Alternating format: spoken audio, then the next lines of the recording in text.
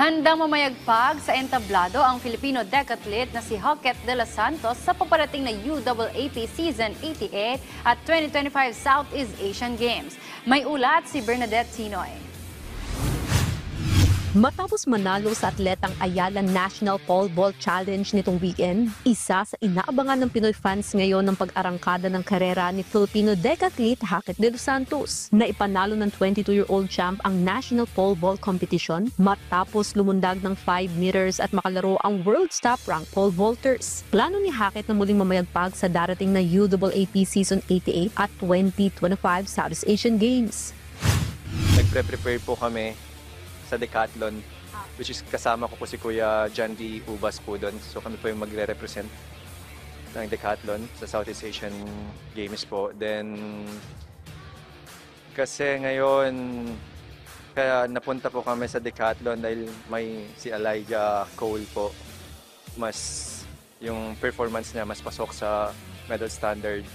Kasi yun po yung gusto ng federation po, yun po yung goal at tingin ko yun naman talaga dapat na magpapasok sila ng mga atleta na kung sino sa tingin nila na papasok sa podium finish. Sa panayam ng PTV Sports, inihayag ni Hocket ang ilan sa mga paborito niyang event sa decathlon.